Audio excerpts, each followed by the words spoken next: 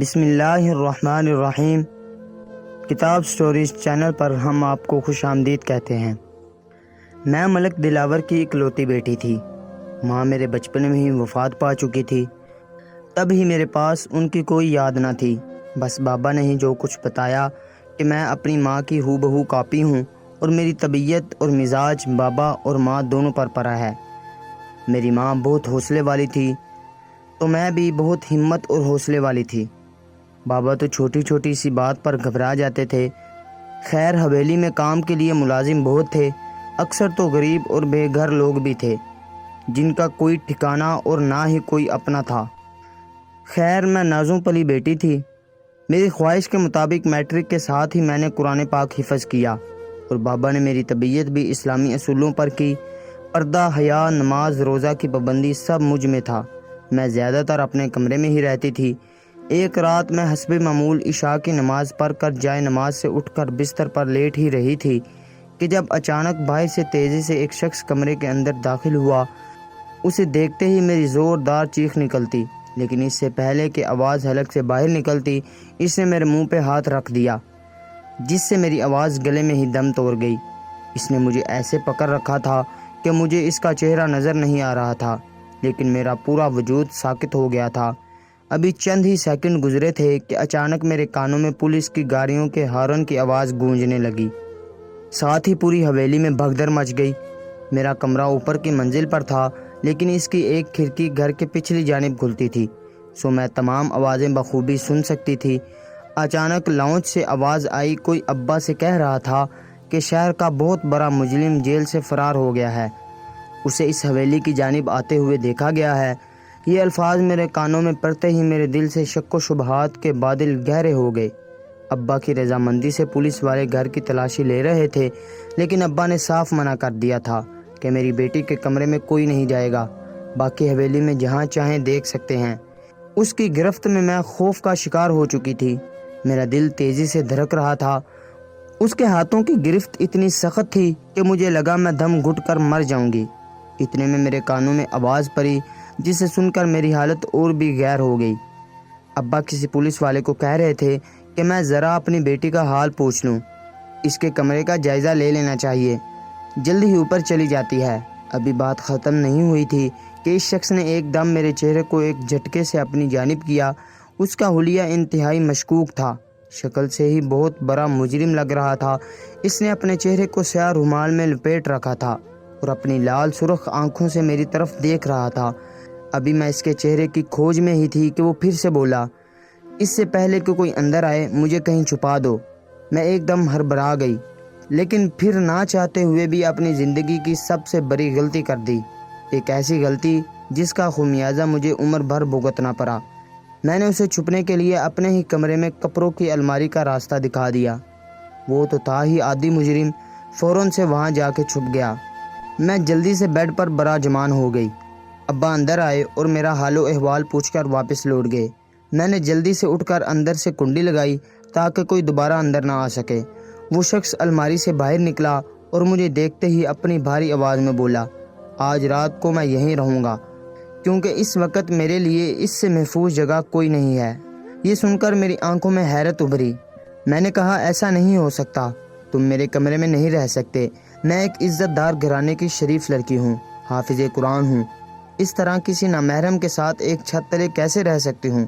میری بات سن کر اس نے دھیما سا قہقہہ لگایا اور بولا، لڑکی چاہے کتنی پاک باز کیوں نہ ہو، آج تم مجھے اپنے کمرے سے باہر نہیں نکال سکتی۔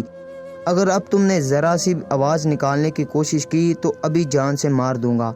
اس کی یہ بات سن کر میں خوف زدہ ہو گئی۔ میں جانتی تھی ایسے مجرموں کے لیے ایسے کام کرنا کوئی مشکل نہیں ہوتا۔ وہ شخص خاموشی سے میرے بستر پر جا کر بیٹھ گیا اور میں ڈر کے مارے کمرے کے ایک کونے میں بیٹھی تھی۔ رات گہری ہوتی جا رہی تھی، میرے آنسو تھے کہ رکنے کا نام نہیں لے رہے تھے۔ حویلی میں سناٹا چھا چکا تھا، شاید ہر کوئی سو گیا تھا۔ تبھی وہ شخص میرے پاس آیا اور میرے سامنے گھٹنوں کے بل بیٹھ گیا۔ اس نے ابھی تک اپنے چہرے سے نقاب نہیں ہٹایا تھا، اپنی لال آنکھیں مجھ پر جما دیں۔ اس کی آنکھوں کے نیچے ایک زخم کا نشان تھا۔ اس کی مجھ پر جمی نگاہیں میرا کلیجہ چیر رہی تھی۔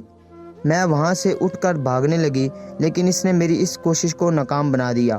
اس کی گرفت میں ہاتھ کے ساتھ گویا میرا دل بھی مٹھی میں آ گیا تھا۔ لاکھ کوششوں اور التجاؤں کے باوجود بھی اس درندے نے مجھے لوٹ لیا۔ آپ سوچ بھی نہیں سکتے اس لڑکی پر کیا بیتی ہوگی، جس پر کبھی کسی نامحرم کی نگاہ بھی نہیں پڑی تھی، اور اب اسے اپنے ہی گھر میں بے آبرو کر دیا گیا۔ وہ رات مجھ پر بہت بھاری پڑی تھی۔ میں اپنے کمرے کی دیوار سے ٹیک لگائے بیٹھی سسک سسک کر رو رہی تھی، جبکہ وہ آدمی دروازے کے پاس چونکنا کھڑا تھا۔ فجر کی اذانوں نے ابھی ماحول میں ارتعاش پیدا ہی کیا تھا کہ وہ شخص اٹھا اور کمرے سے باہر نکلنے لگا۔ جاتے ہی وہ میز پر پڑی پھولوں کی ٹوکری سے چاقو پکڑنے لگا۔ اس کے اتنا پاس آتے ہی میں ایک دم اٹھ کھڑی ہوئی۔ اچانک چاقو اس کے ہاتھ سے چھوٹا اور سیدھا میرے پیر کی انگلی کاٹتا ہوا زمین پر جا گرا۔ مجھے درد کا احساس تک نہیں ہوا۔ میری روح پوری طرح چھلنی ہو چکی تھی۔ یہ معمولی زخم مجھے کیا کہہ سکتا تھا؟ میرا سارا پاؤں خون سے لت پت ہو چکا تھا۔ اس شخص نے زمین پر بیٹھ کر اپنا نقاب کھولا اور میرے پاؤں پر پٹی باندھنے لگا۔ میں نے کہا مجھے مر جانے دو، ویسے بھی میں اپنی نظروں سے گر گئی ہوں، لیکن وہ وہاں سے تیزی سے اپنا منہ موڑ کر باہر نکل گیا۔ میں اس کا چہرہ دیکھ نہیں سکی۔ گھنٹوں اپنی بربادی کا ماتم کرتی رہی۔ مجھ میں اتنی ہمت نہیں بچی تھی کہ اپنے باپ کا سامنا کر سکوں۔ وہ جوڑوں کے مریض تھے، مجھے کسی قسم کی پریشانی میں دیکھ نہیں سکتے تھے، مگر رات کو جلدی میں اوپر آئے تھے تو یقیناً اب در سے بحال ہوں گے۔ یوں میں خود کو بمشکل نارمل ظاہر کرتی دوپہر تک نیچے اتری۔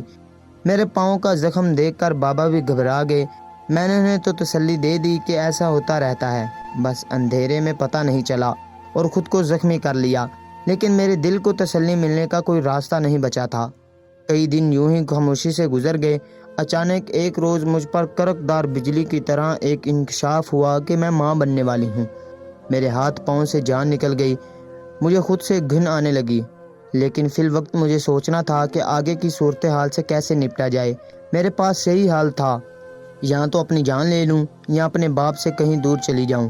اگلے روز موقع پاتے ہی میں نے ابا سے کہا، ابا مجھے لاہور میں بہت بڑی عالمہ کا علم ہوا ہے، میں قرآن پاک کی تدریس کے لیے 1 سال پڑھنے جانا چاہتی ہوں۔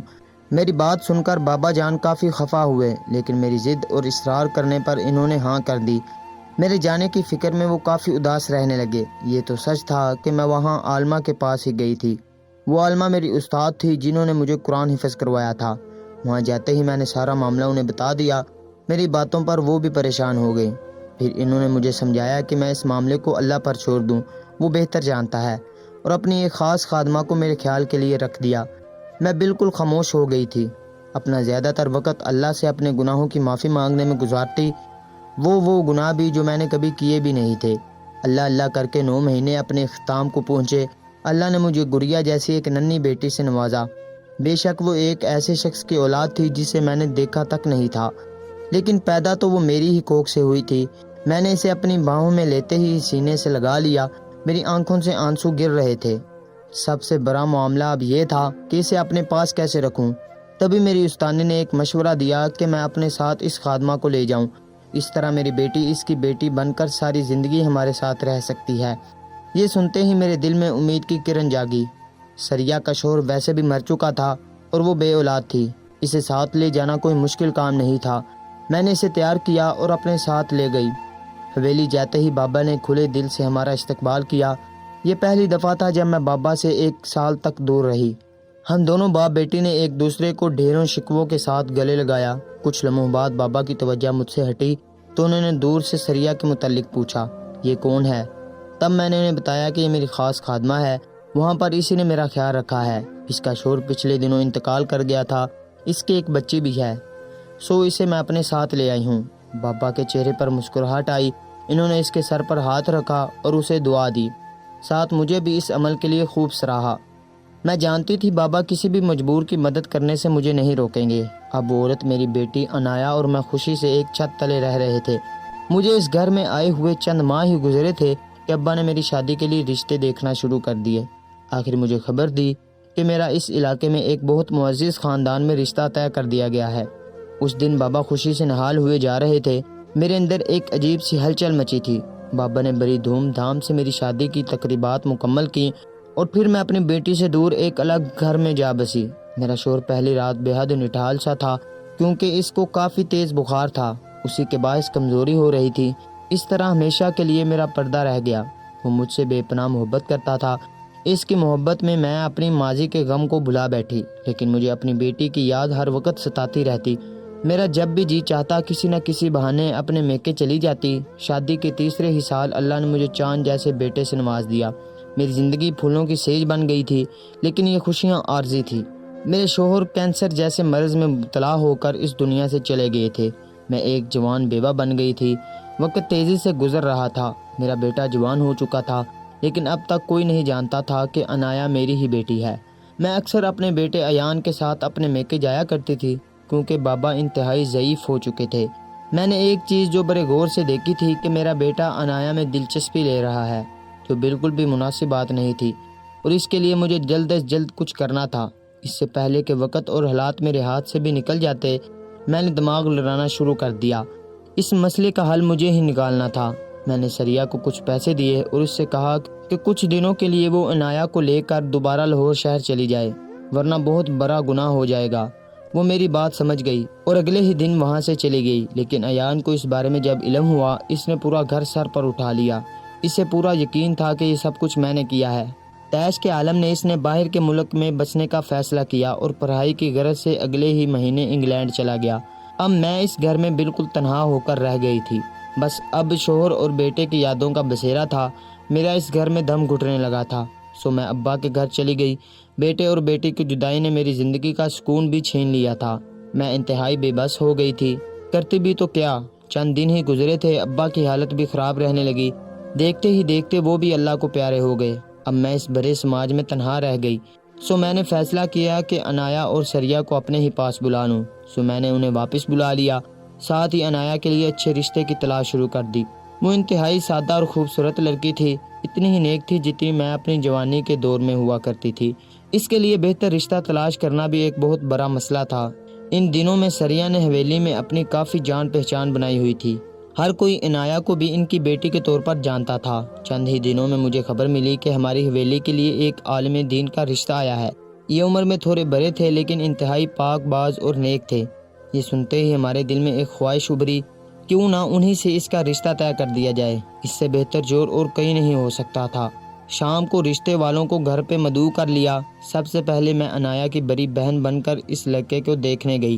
وہ آدمی 42 سال کے لگ بھگ تھا، لیکن اس کا چہرہ نور سے منور تھا۔ سادہ چمکتے چہرے پر داڑھی نے اس کے چہرے کے نور میں مزید اضافہ کر دیا تھا۔ وہ شخص نظریں جھکائے ہمارے سامنے بیٹھا ہوا تھا۔ اس نے ایک لمحہ بھی میری جانب نہیں دیکھا۔ میں نے سنا تھا کہ اس شخص کے خاندان میں کوئی نہیں ہے، سو وہ اپنے محلے کے چند بزرگوں کو لے کر آیا تھا۔ اچانک اس کی نظریں کچھ سیکنڈ کے لیے اٹھیں جب میں اس سے کچھ پوچھ رہی تھی، پھر اس نے نظریں جھکا لی۔ شاید وہ میز پر پڑی اسلامی کتب کو دیکھ رہا تھا۔ مجھے یہ لڑکا عنایا کے لیے بہت پسند آیا تھا۔ ہم سب بہت خوش تھے۔ عنایا کی شادی ایک نیک اور اچھے انسان سے ہو رہی ہے۔ اگلے دن ظہر کی نماز پڑھ کر میں فارغ ہوئی تو مجھے ایک عورت کی کال موصول ہوئی جس نے یہ رشتہ کروانا تھا۔ سلام دعا کے بعد وہ بولی، باجی ارمغان صاحب نے آپ کے ساتھ اپنے رشتے کی پیشکش کی ہے۔ یہ سن کر میرے اوسان خطا ہو گئے۔ ایسا کیسے ہو سکتا تھا؟ میں اس سے شادی کیسے کر سکتی ہوں؟ مگر وہ کہہ رہی تھی کہ ان کا کہنا ہے کہ وہ شروع سے ہی میرے رشتے کے لیے حویلی آئے تھے۔ میں نے انکار کر دیا، لیکن جیسے ہی یہ خبر سریہ کو ملی تو وہ میرے پاس آئی اور مجھے سمجھانے لگی کہ آپ کے لیے یہ رشتہ زیادہ مناسب ہے، کیونکہ ارمغان آپ کا ہم عمر ہے اور دیندار بھی ہے۔ اس سے آپ کے بڑھاپے کو سہارا بھی مل جائے گا۔ ان کی باتیں بھی غلط نہیں تھی، لیکن میں نے اس شخص کو اپنی بیٹے کے لیے پسند کیا تھا۔ میں اس سے خود کیسے شادی کر لیتی؟ بہرحال سبھی کے بے حد اصرار پر میں بھی مجبور ہو گئی۔ اس شخص سے شادی کے لیے ہاں کر دی۔ بڑی سادگی سے ہمارا نکاح پڑھوا دیا گیا۔ شادی کی پہلی رات میں دلہن بنی ان کا انتظار کر رہی تھی۔ وہ کمرے میں داخل ہوئے اور خاموشی سے میرے پاس آ بیٹھے، لیکن جب وہ بولے تو مجھے یوں لگا جیسے غموں کا طوفان چھڑ گیا ہو۔ کہنے لگے، آپ جانتی ہیں میں نے آپ سے نکاح کیوں کیا؟ آپ شاید مجھے نہیں جانتی، لیکن میں آپ کو اچھے سے جانتا ہوں۔ میری زندگی اگر آج اس موڑ پر پہنچی ہے تو وہ صرف اور صرف آپ کی بدولت پہنچی ہے۔ اس روز میں رشتہ بھی آپ ہی کا لینے آیا تھا۔ اچانک میری نظر آپ کی پیر کی کٹی انگلی پر پڑی، جو ایک ڈاکو کے ہاتھ سے چاقو پھسلنے کی وجہ سے کٹی تھی۔ یہ سن کر میری آنکھوں میں حیرت کے ساتھ کئی تلخ یادیں بھی ابھری تھی، لیکن میں نہیں سمجھ پائی تھی کہ وہ کون ہے۔ تب اس نے بتایا کہ وہ ڈاکو جو اس رات آپ کی عزت داغدار کر کے گیا تھا، مگر اپنے کیے پر بالکل شرمندہ تھا۔ جب کافی دن بعد اپنے گھر لوٹا تو اسے معلوم ہوا کہ ایک رات اس کی بہن بھی اپنی عزت لٹوا چکی تھی۔ اسی کی طرح کسی جرم میں ملوث اسی طرح ڈاکہ ڈالنے کسی گھر کی تلاش میں نکلے اور رات کو اس کے گھر آ کر گروہ کی شکل میں اس کی اکلوتی بہن کی عزت کو تار تار کر دیا۔ وہ تو نہ زندوں میں تھی نہ مردوں میں۔ پھر زندگی کی جنگ لڑتے لڑتے اگلے چند دنوں میں اس کی زندگی کا اکلوتا سہارا اس کی بہن بھی اللہ کو پیاری ہو گئی۔ اس روز وہ جان گیا کہ یہ سب اس گناہ کا نتیجہ ہے جو اس نے ایک معصوم لڑکی کے ساتھ کیا تھا۔ اس دن کے بعد سے اسے سکون نہیں ملا تھا، در در پھرتا رہا، پھر اللہ کا سہارا لیا۔ یہ کہتے ہی اس کی آنکھوں سے آنسو کی جھریاں بہنے لگی۔ پھر اگلے ہی لمحے وہ بولے، وہ ڈاکو میں ہی تھا۔ یہ سنتے ہی میرے ہوش اڑ گئے۔ ان کے آنسو صاف کرنے کے لیے میرے بھرتے ہوئے ہاتھ اچانک رک گئے۔ غور سے دیکھا تو ان کی آنکھوں کے نیچے وہی نشان تھا جو اس بھیانک رات میں نے دیکھا تھا۔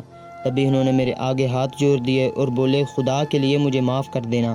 میں نے اپنی زندگی میں بہت بھیانک وقت دیکھا ہے۔ میں بھول گیا تھا کہ میں بھی ایک بہن کا بھائی ہوں۔ اگر میں دوسروں کی عزتیں برباد کروں گا تو میری عزت کیسے محفوظ رہ پائے گی؟ یہ کہہ کر وہ پھوٹ پھوٹ کر رونے لگا۔ ان کی حالت دیکھ کر مجھے ان پر ترس آنے لگا۔ میرے آنسو نے میرے شادی کے جوڑے کا آنچل بھی بھگو دیا تھا۔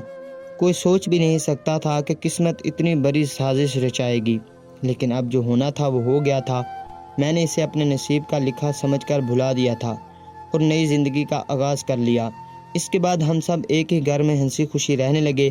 انایا کی شادی ہم نے ایک اچھے خاندان میں کر دی تھی۔